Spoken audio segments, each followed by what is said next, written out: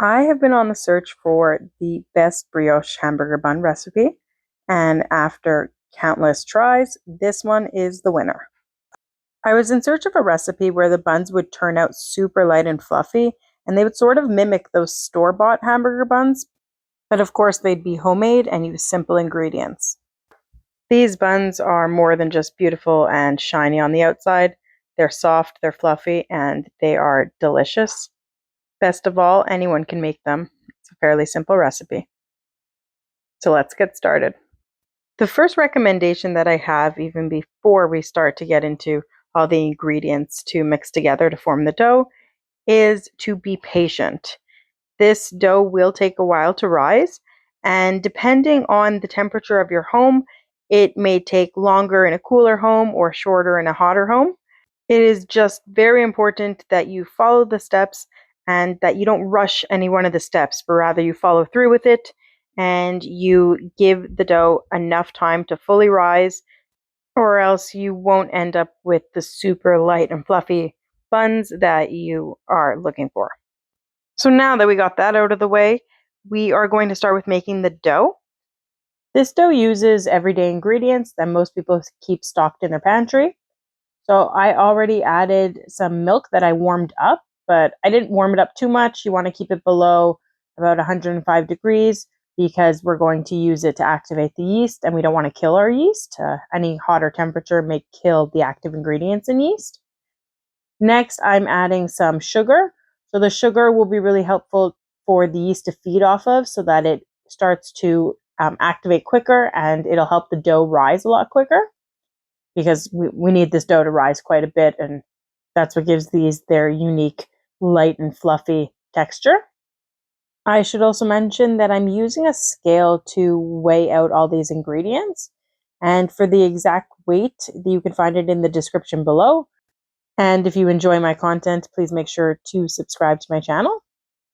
So by using a kitchen scale, you will get the exact quantity of ingredients that you need for this recipe.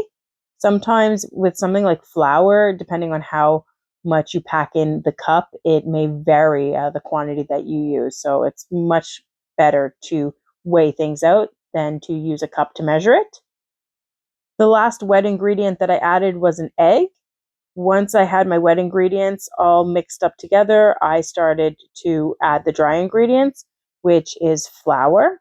And then the last and very important ingredient for the taste is to add some nice salt. So here I actually used a nice sea salt that I had, but I've also done this with coarse salt, and that coarse kosher salt that is, and that worked very well too. Now I'm mixing these ingredients together and I'm using a Danish whisk here. I recommend getting one if you don't have one and you like making doughs. It just makes the mixing process a lot easier. And once everything is sort of clumped together and starts to come together, I just wet my hands there and I'm going to get the dough off of the whisk. And then I'm just lightly going to sort of knead it within the bowl so that it all comes together and forms a ball.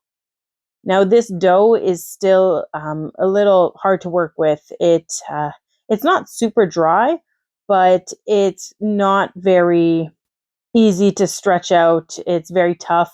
So I'm going to give it a little bit of time to relax before I actually go through the whole kneading process.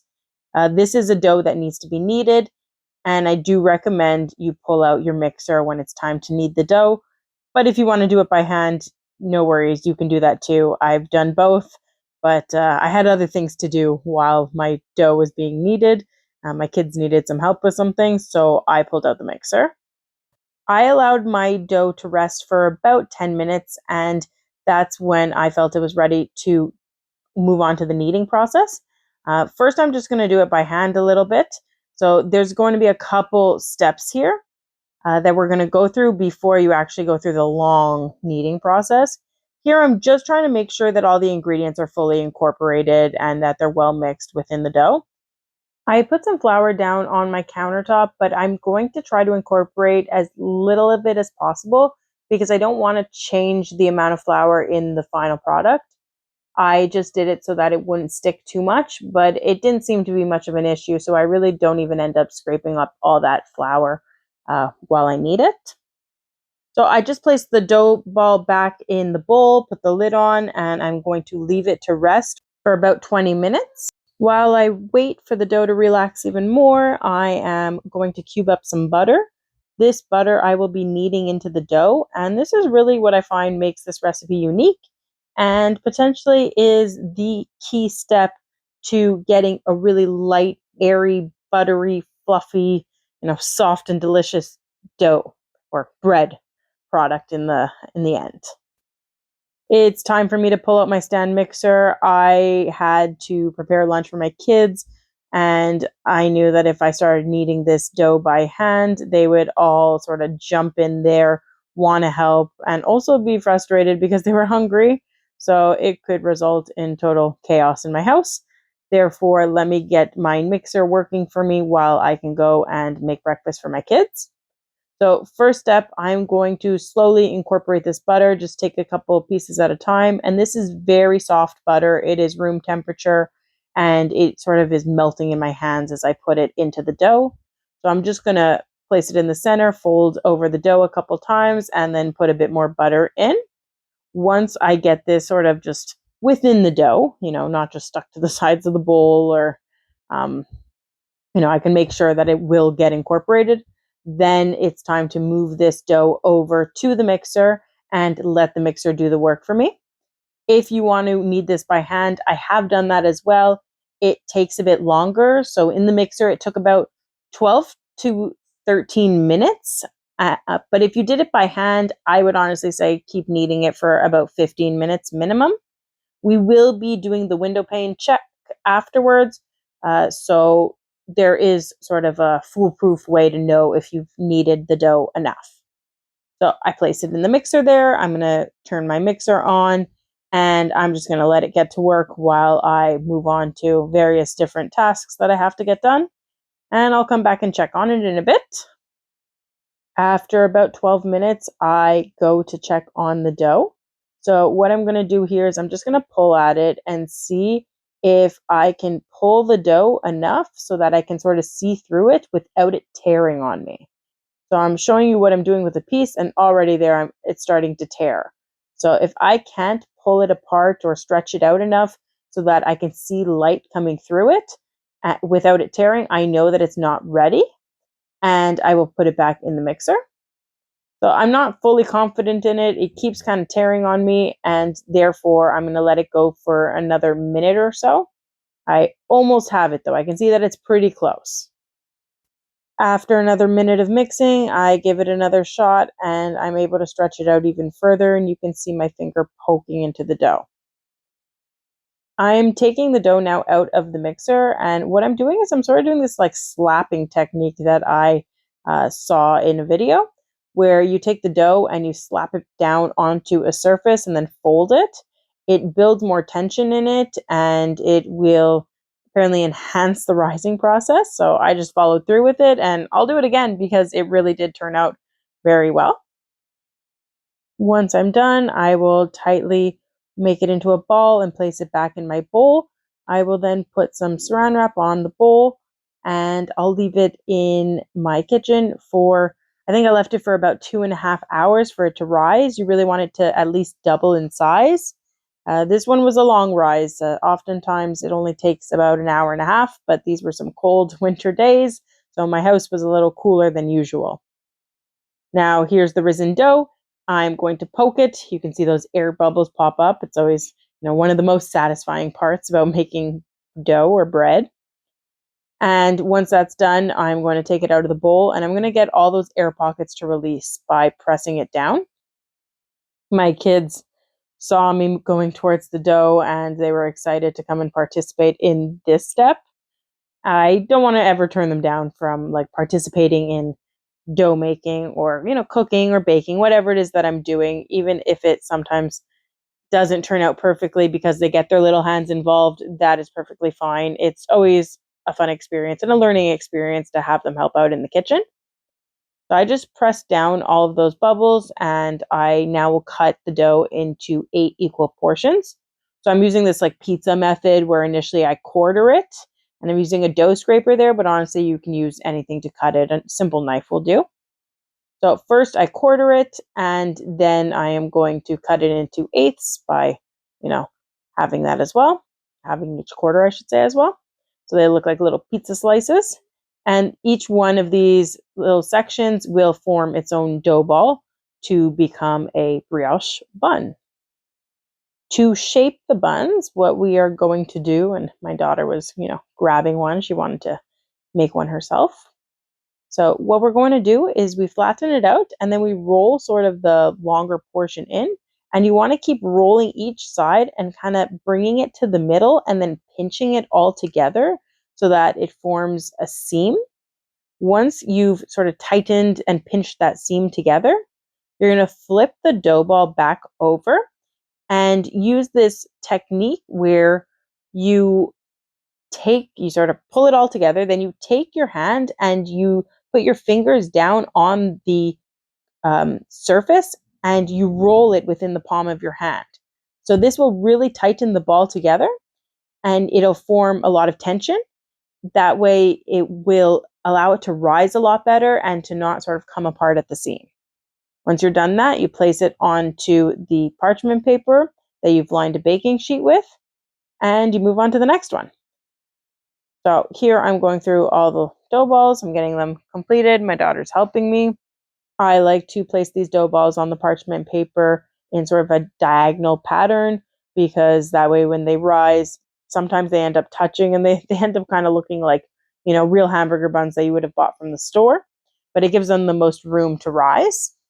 So I'm just showing my daughter here the process to make a bun. Now, if she can do it at 4 years old, so can anyone else. I never grew up with anyone around me making any dough products, any bread or anything like that. And this is really a skill that I want to transfer to my kids. So I've been getting them involved in this process for quite a while now. And I can tell you that my 4 and 5-year-old, if you put them up to it, I bet they could probably bake a loaf of bread.